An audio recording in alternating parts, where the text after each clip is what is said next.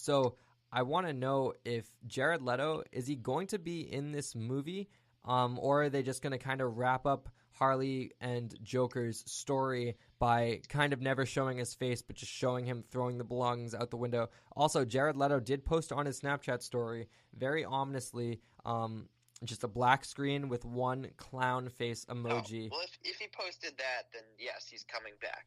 If he didn't post that, maybe not, but coming back. People still, he'll be back. Could we get that last bit 1 second because it kind of cut out? I'm just saying he's gonna be back. Why would he post something if he wasn't returning? I don't think Jared Leto's much of a troll. I think he wants to just stir up buzz. Yeah. So, yeah, I do agree that he's coming back. It's interesting to see what kind of capacity he'll be in. And I hope he gets more freedom if he's in this role for more than just the one scene of him throwing Harley's stuff out the window. I hope they get to flesh out his character a little more because I think that he's a tremendous actor, and I think a lot of people were pumped when he was cast as the Joker, but I don't think he was given proper freedom to do justice to the character. Because personally, I never liked his interpretation of the Joker. I thought it was cool and original, and it's different. Like all the movie Jokers have been different types of Jokers. This is just a different type of Joker. I know people made fun of the tattoos and fun of all this, but I think his acting performance was quite good and quite Joker. It just the scripts were bad and he wasn't given enough time to shine. I think, especially, I was so upset with those Suicide Squad trailers showing all this Joker stuff. He was barely in the damn. So he's definitely gonna have more to do. I think they're not gonna get rid of him yet. I think they're trying to soft reboot the DCEU, which is weird because they're trying to push away from Superman and Batman and kind of go more towards, because Suicide Squad, people didn't like it, but it made a lot of money, so they're going to focus on those characters. And I think Shazam is going to be headlining the DCEU along with Wonder Woman and Aquaman. I think those are going to be the big three. Mark my words. Yeah, I agree with all that you're saying. I just wish he was given more freedom to do what he wanted in Suicide Squad, and I'm excited to see him in Birds of Prey because I feel like Warner Brothers is pushing more towards freedom with their directors with these projects. It worked with Wonder Woman, it worked with Aquaman, and it seems to be working with Shazam, which is getting rave reviews. And so, yeah, hopefully Todd Phillips also has that freedom in his personal Joker Elseworlds movie.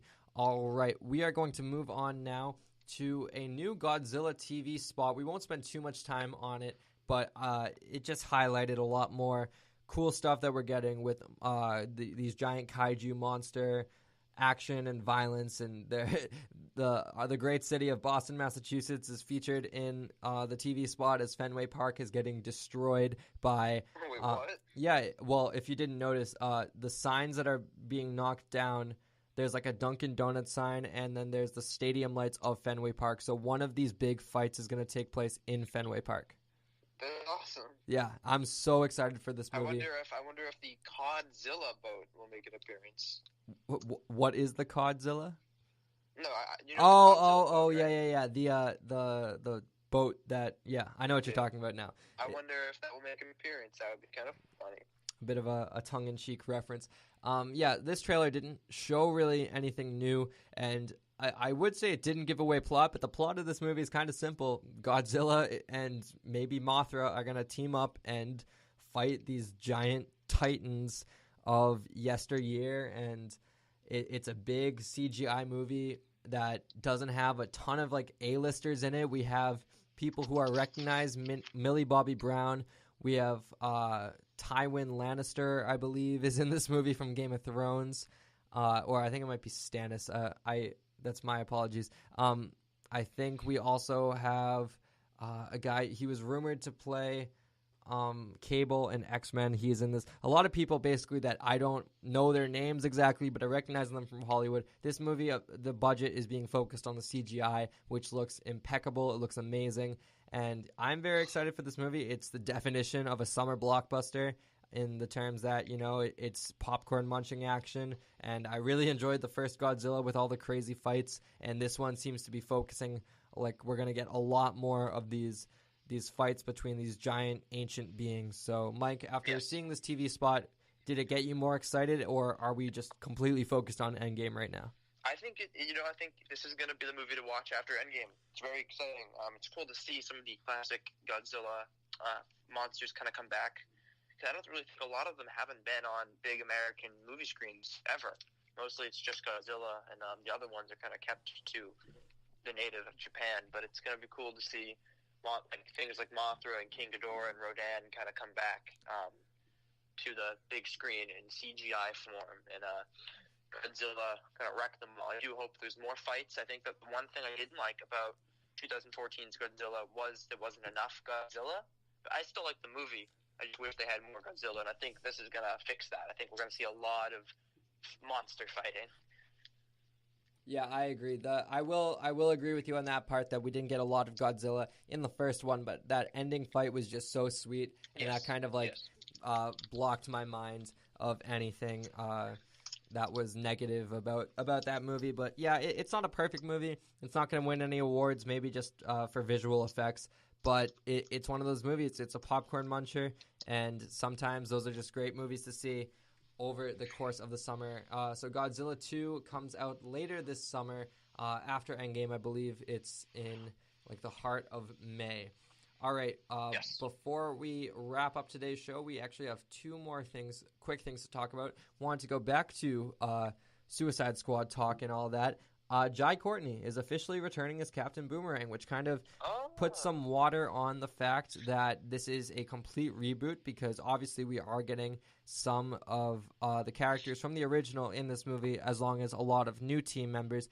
So, Mike, we won't spend too long on this, but quick thoughts on Jai Courtney returning as Captain Boomerang.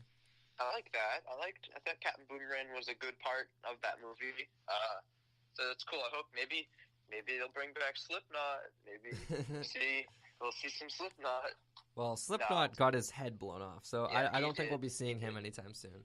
But yeah, that's cool. I like that. Hopefully, James Gunn fixes what that movie could have been, because I just remember being so excited for Suicide Squad. I was like, this is going to be so good.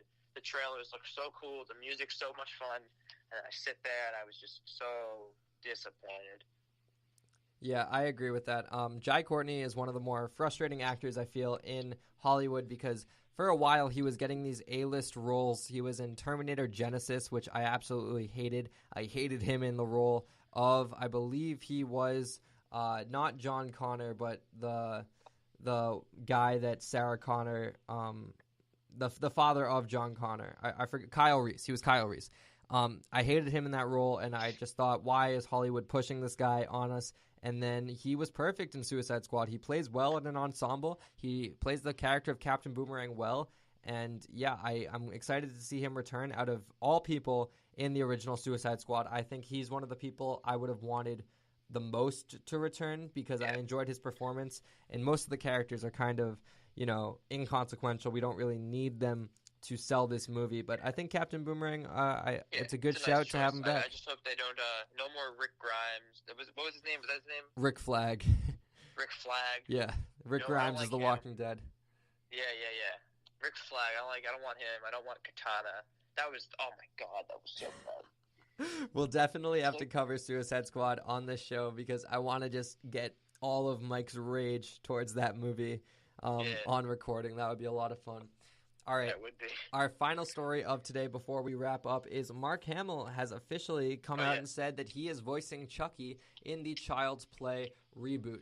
Mike, as a big horror fan, a big fan of Chucky and these old horror movies, what are your thoughts on Mark Hamill voicing Chucky in Child's Play?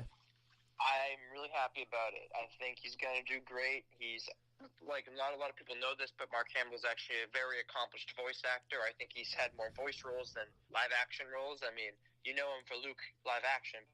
His voice work spans decades, and it's just going to be really, really cool to hear him as Chucky. I think he's going to do really great as it, and I'm really happy that this movie comes out soon, too. It's not even an October release. It's a July release, so summer of horror movies, too. If you think about it, Pet Sematary, Child's Play, all the stuff, Us, if you could kind of call it summer, I guess, if you want.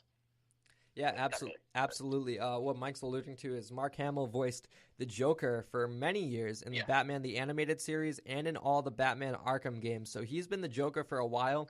and he has a unique voice. He doesn't sound like Luke Skywalker when he's voicing the Joker. He sounds like the menacing Joker. So I think he'll also develop a new, unique voice for Chucky, for this new generation that's going to be experiencing this character for the first time. And I'm very excited. I love to see Mark Hamill getting more work in Hollywood because I don't think he was given justice with the character of Luke Skywalker in The Last Jedi, and he's been teasing that he doesn't have a lot of scenes in Episode 9, so we'll see what happens beyond there with Mark Hamill, but good for him getting a role in a top movie. Episode 9 is a thing. Yeah, I know. That's coming this year too. It does not stop in the summer. It's pretty insane. All right, with that being said, we are going to wrap up today's show, and we are going to roll credits. All right, thank you guys so much for joining us on today's show. It was a blast talking so much stuff, actually. Avengers, Godzilla, Child's Play, Joker, Birds of Prey, so much stuff to talk about. I'm very excited for the summer, Mike. I think we will definitely do a summer movie preview in the coming weeks before Endgame gets released, because I want to. This is a big summer for movies, and I want to make sure we recap everything on there. So just some announcements of the show. You can find us everywhere at Block Break Pod. Be sure to tweet, DM us your viewer questions, comments, concerns, anything you want us to cover on the show, we will cover. You just got to reach out to us, because a lot of times news will go over our heads. So reach out to us, tell us what you want to cover on the show. Subscribe on iTunes and on Spreaker.com. That's speaker, but with an R in between the P and the E. If you subscribe on there and download our show, you'll get us closer to 1,000 downloads. And when we hit 1,000 downloads, we're going to be doing a Blu-ray giveaway. That's right. Make sure you're following us on Twitter for all details surrounding that. Those details won't come out until we hit 1,000 downloads. We're just over 800 now. We're getting closer. And with these big Avengers Endgame podcasts, that's when it seems like we get the most traffic. So make sure you're subscribed and downloading our episodes. Mike, any announcements for you? And if not, where can the people find you? Not really any announcements. I mean, next week I'll be performing in Newport, Rhode Island in Gypsy, 10th to the 14th. If you're in the area, you should come to the Casino Theater and come see that. But you can find me everywhere on social media at MikeGillis25. Absolutely. You can find me on Instagram at LiamCrowley714 and on Twitter at LiamTCrowley. I did have to make a new Twitter.